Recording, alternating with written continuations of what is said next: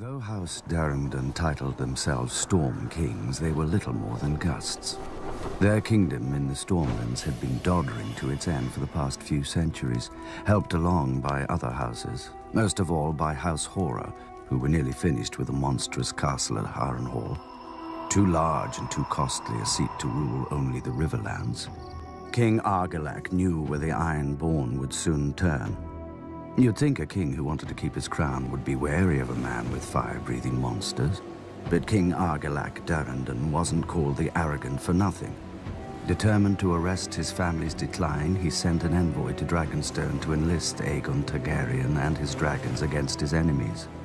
In exchange, Argilac offered lands he didn't have and a wife Aegon didn't need. For, as the Valerians did, Aegon had wed his elder sister, Visenya.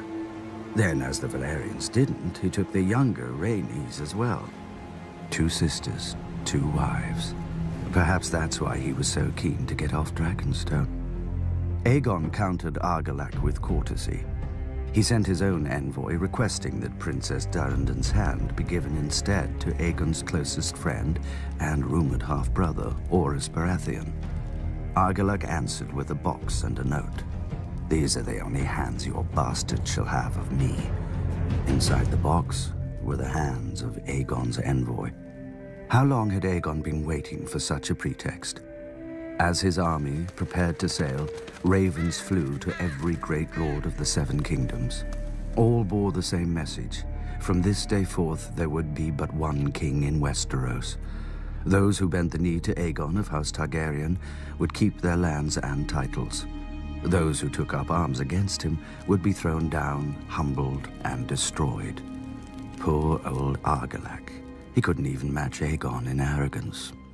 Aegon landed at the mouth of the Blackwater River and raised a primitive Aegon fort in the disputed land between Harren's and Argilac's kingdom, so that neither could decide whose problem he was. Adopting the customs of the 7 kingdoms, Aegon unfurled his own banner with a red 3-headed dragon breathing fire upon a black field.